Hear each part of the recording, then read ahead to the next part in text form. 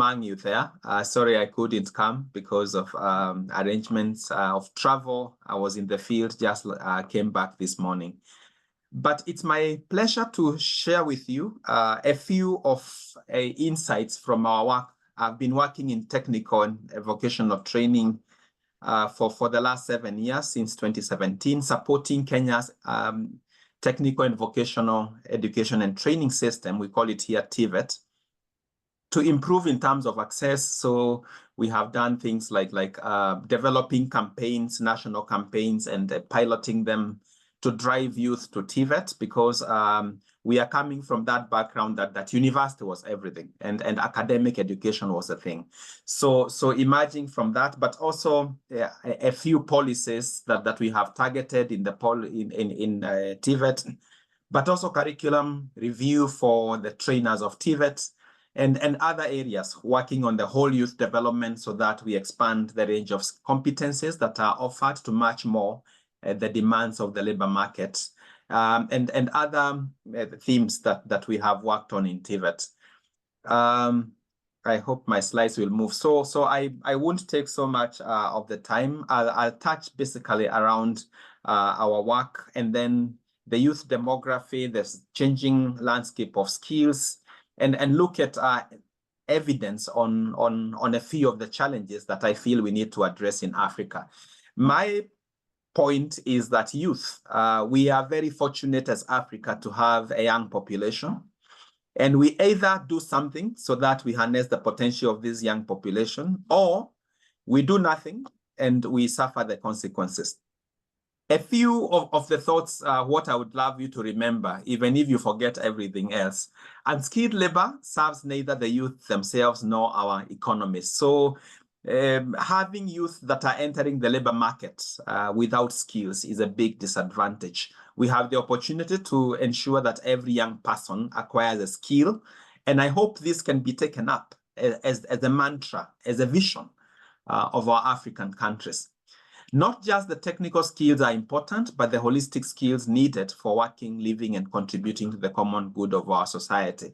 Many times we are looking at work and jobs, but we also need happy youth that are leading fulfilled lives, that have a high esteem, but also that are able to contribute to the common good of our society. This is something that we need to bring to the centrality of our young population. Youth are not a homogeneous category. We need to consider various intersectionalities, and I'll bring evidence around some of this. And rather than waiting to complain, the youth coming for interview don't have these skills, it's a call to industry. And if there are any members here that are working in companies, in employment, we cannot continue to pay twice. You pay tax, and which means you are contributing to pay for the young people that are in college. But when they come to you for working, then they don't have the skills. So again, you train them on the job. This I think the call to industry is indulge, contribute to make training better. Then lastly, the primary role must be borne by government. It is the role of government. We are paying tax. It is the role of government to scale some of the innovations and ensure that all the youth are accessing training. However, it doesn't mean that we just sit there, those of us that are not in government, and complain. We can all do something, starting from where we are. Our work at Zizi Afrique, we have only one office in Nairobi. Our model is to collaborate with other organizations in different African countries to scale impact or scale the mission. And right now we are collaborating and doing impact work across Kenya, Tanzania, Uganda, but also Cameroon and Malawi.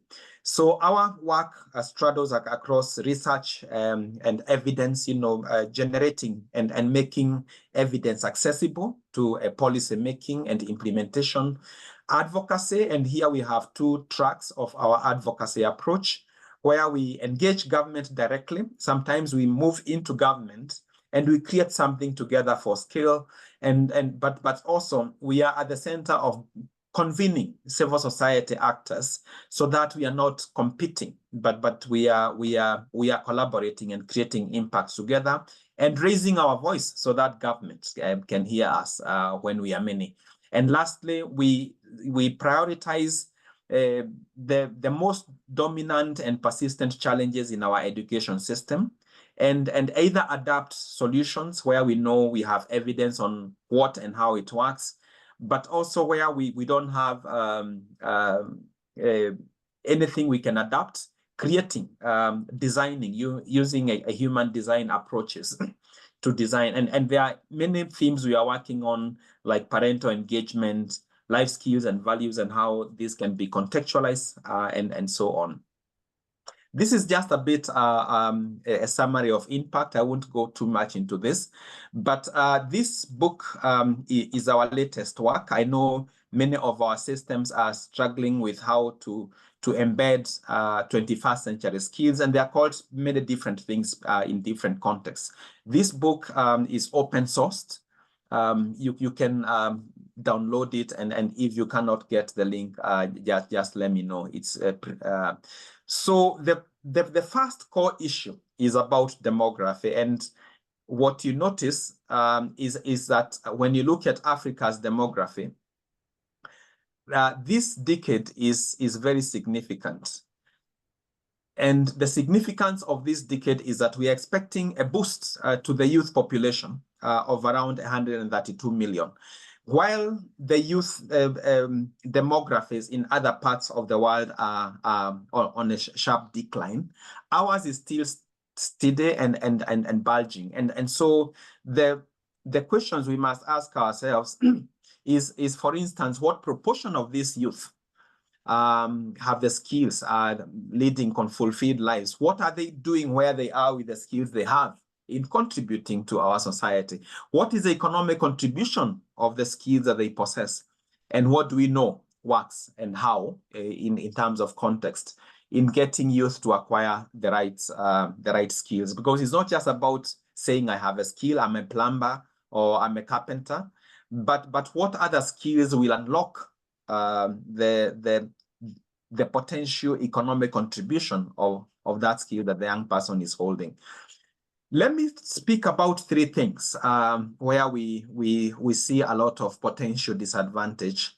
One, when we have a very large number of unskilled youth that are entering the job market every year in our countries. In Kenya, for instance, it's 1 million, an estimation from 2020.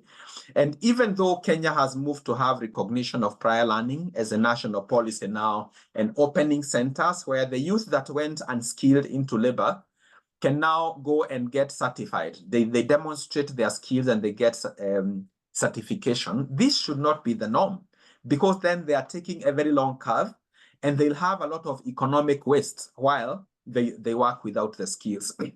The second context is that unskilled youth as a proportion of the total labor migrants out of Africa is enormous.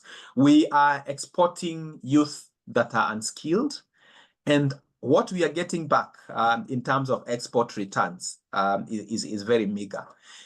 I am conversant with contexts of our airports in Nairobi, in Entebbe, in Dar es Salaam, in the three countries. And every time you go, you find jets that are fully loaded with girls, with young men, moving mostly to the Middle East, going to do domestic labor, going to earn $300 a month. So if we continue this, then really we are benefiting the rest of the world for nothing. When you look at our labor migration statistics, you find that 63% of migrant workers are moving with low-skilled jobs out there, and 60% are either in low-skilled jobs, while only 10%, if you can highlight that, only 10% are in high-skilled jobs. So as elite, we are used to interacting with each other and saying, I'm in the UK or I'm in the US, but the population of those that are doing high-skilled jobs that are bringing export returns of labor that are meaningful is very small.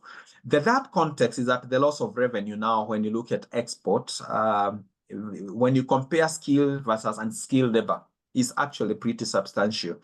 South Africa, for instance, skilled workers earn 5 times as much as unskilled workers, and which means the contribution of skills in terms of earnings is enormous. It makes sense. to just spend if it is $2,000 to educate and have a young person have very good skills. But when you look at also at how people working benefit from export, you find also that the earnings differential is immense. Now, what is behind this low-skilled workforce? The problem starts much earlier, and that's why I was inspired by your focus of education and skills, because some of these things have to start way earlier, in early childhood development centers, through primary, through secondary, so that we are able to reap the benefits. 52% of our youth are employed. 21% are not economically active. Some may be engaged, but when you look at what they do, then it doesn't make economic sense. When you look at the employed youth, 8% of them have at least tertiary of education, only 8%. 38% have completed secondary. And you find that a whole 33% don't even have primary education. Now, if we underline that 33%, it means that some of them cannot even read. Some of them can't even do basic math. And which means the loss, the leakage in whatever they are doing, if it's entrepreneurship, is really immense. And this is being cycled to the next generation. When you look at those that have either below primary level or have primary level education, half of them are working dominantly in the agriculture sector. Compare with those that have secondary or higher. 68%, call it 70%, are employed in the service sector. So you'll find again here a differential in income that is driven by the level of education. The other thing, very important from our research, is that while it is important to have academic and technical skills, there is evidence that employers are getting frustrated and are looking for life skills like, communication, teamwork, collaboration, problem solving, and others, and values like honesty and respect. And so this is our study that we conducted in 2019, 2020. I remember visiting myself a motor vehicle garage, and what the owner of the garage told me was that they are really getting frustrated by the education system. What they can train a young person in the garage to do is to fix the vehicle. Now, what they cannot teach a young person is how to be honest, that when a client comes with a vehicle and they have forgotten their wallet in the car, what are you supposed to do with that wallet, to maintain business? So they cry that if there was any way they would be able to assess whether young people have values or these very important skills like solving little problems that keep popping up, because you can't teach everyone everything, then they would do anything for it. But when you look at a more recent study, an assessment we conducted in East Africa, the assessment of life skills and values in East Africa, we abbreviate it as ALIVE. We assessed 45,000 adolescents in problem solving, collaboration, self-awareness, but also the value of respect. And what? Less than 10% of them can demonstrate the highest proficiency levels. And these are very contextualized tools. We took a year learning how to develop these assessments, and we conducted them in more than 100 districts across Kenya, Uganda, Tanzania. So we have a lot of work to graduate this population that employers are looking for. And all of us at all levels have to make contribution. What the kindergarten teacher is doing, what the parent is doing, is all contributing to what how much the employers are likely to be satisfied at the end of it. 89% of our children in sub-Saharan Africa. Hello, can you hear me? Somebody, if you can hear me.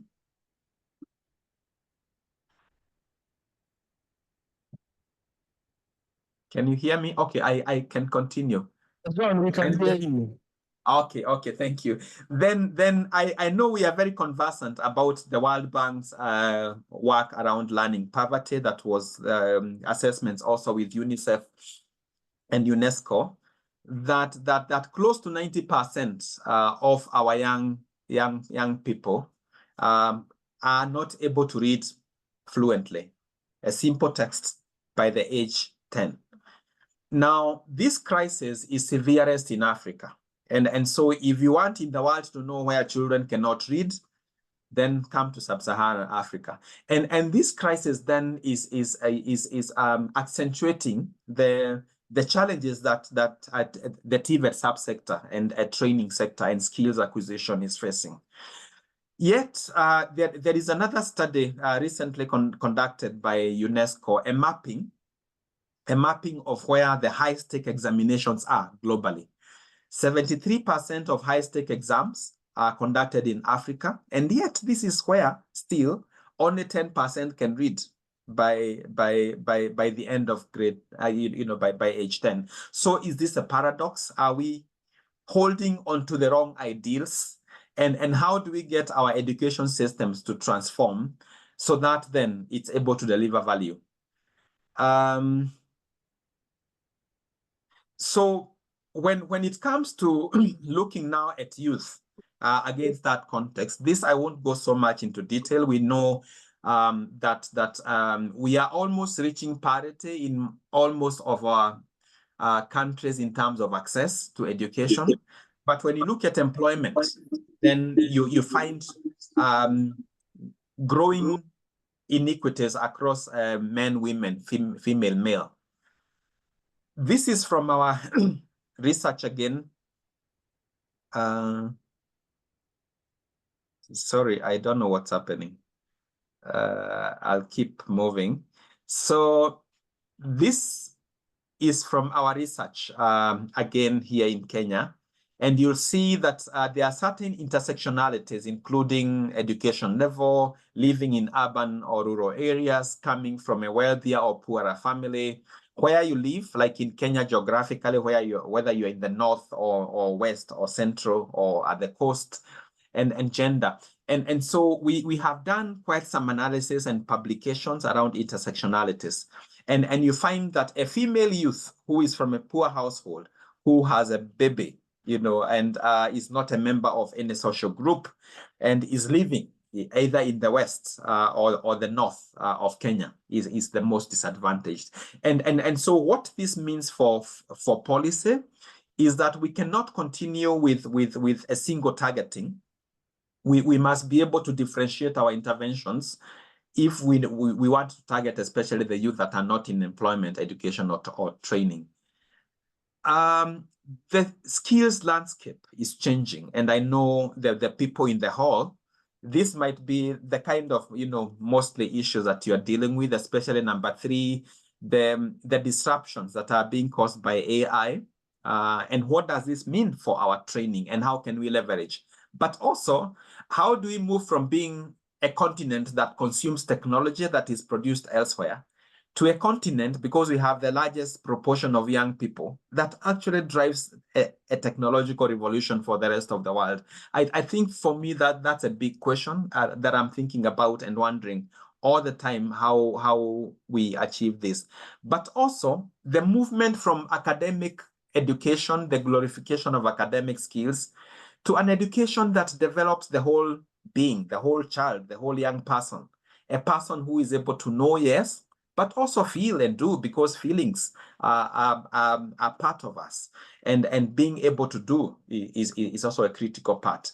So looking at opportunities like in the gig economy, the balance between the current demands, training for today and what our needs are today, but also balancing with the future of work, because we also need to ensure that if a person joins training today, then what they are training needs to be relevant by the time they are graduating in 3 years. And we are seeing a lot of challenge around here. We have worked for 7 years, and I'm leaving you with 7 lessons that we have learned from our work. One is that system change is possible, but requires time and resources. Some of us need to support the systems, others need to push the system, others need to pull the system. But until when the government system, the public system that we are paying tax to contribute to doesn't work, then the movement will remain too slow. If all of us are doing our own very nicely things, innovations as civil society, those become islands of excellence that never connect to create the big impact that is needed for the continent. Evidence is important, but not the only thing needed. I know there are many researchers. I was introduced by a professor. I'm an academic myself. Research evidence must also converge with politics. So I think we have to push politicians to use evidence, also politicians becoming researchers. But us as researchers also need to be politicians, because it is this interchange between having robust data and evidence, but also converging with political intentions and ambitions that will make things move. The sector is not short of ideas. I think we are known in Africa for recreating everything. We need to do something. We have to build it from scratch. Yet now there are so many innovations that can be quickly adapted and used and scaled to reach millions of youth. In Kenya, we have a situation of devolution, and I'm not very conversant with Ghana. I'm more conversant with Nigeria, I think similar. That some of the functions, and here I'm speaking about vocational training in Kenya, is devolved without money. And so you find the youth that go to vocational centers are the ones that come from the poorest backgrounds, and they're accessing also the poorest training. Getting the system to pay attention to the most excluded is hard. It's really hard. It's easier to reach people that are easier to reach. And so pushing for equity-based financing, public financing, differentiated funding, no flat rate capitations. Our governments are very happy with flat rate because it makes everyone happy, but it doesn't actually target those that need to be targeted. Donor interests are shifting quickly, focusing away from TVET, but we thank funders like GIZ and MasterCard that have been consistent in supporting youth skills. The complex world of work and spaces for living demand, we need now a much wider range of capabilities than before, because navigating a complexity is one of the things that our young people must live. I won't go to this. If a question comes, we have tried certain things that are moving to scale to address some of these issues. One of them was a partnership with Safaricom, which is our largest telco in Kenya, and how we were able to reach youth who are, who cannot be reached by any other way. And we have that methodology documented that can be used for scholarships, animating the TVET evidence use ecosystem between research and politics. We have something to share around that. Let me offer my final reflections, 5 of them. We need to combine the creation of jobs and skilling of youth. Unless as we skill the youths, we are also creating jobs, then we are just training more frustration. And so when I look at Kenya, it's disturbing to see the Kenyan billionaires are building petrol stations, are building malls, huge malls. Why would you allow this as government? They should be building cottage industries where we can add value and unlock jobs. So there's a lot of lip service around creation of jobs, and we want to push youth to TVET without the commitment to also create jobs at the same time. I don't know why my presentation is keeping on dropping, but I'm almost there. Be reasonable. We need to really be reasonable. Values and things like values, honesty, integrity are things that are trained through modeling. So things like financial literacy is not something you train somebody who is 22 years old. It's something that we need to build as a practice while our children are growing up, as a way of life. So pushing some of these things to curriculum is being unreasonable and expecting what school cannot do, because schools just mirror society. So when you look at values, unless if we are ready to practice them as adults, we should stop burdening our education system. Unless if our politicians, our leaders, our religious, are all committed to exercising these values, then children, we just pick them. We don't even need to have them in the curriculum. The same for entrepreneurship. We are treating entrepreneurship as an option for job creation. It has never worked.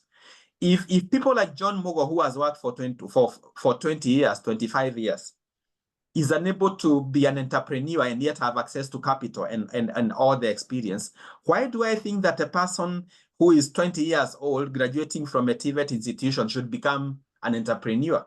We must be ready to accompany young people who say they want to get into an entrepreneurship in the long haul, supporting them to succeed in entrepreneurship, because it will not be easy. Supporting a system improvement is key to reach the millions of youth. Unless if governments change, the public system changed, will not be able to reach the millions.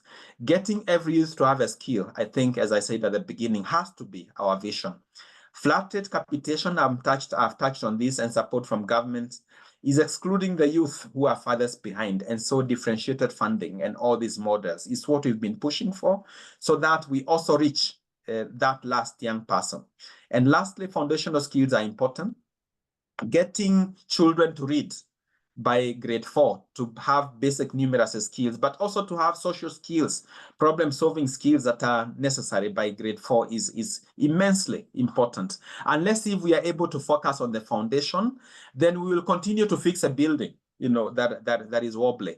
So allow me to just leave you with one last call that we are here discussing this. I hope we'll not just attend this conference and be happy, know each other and go home to continue.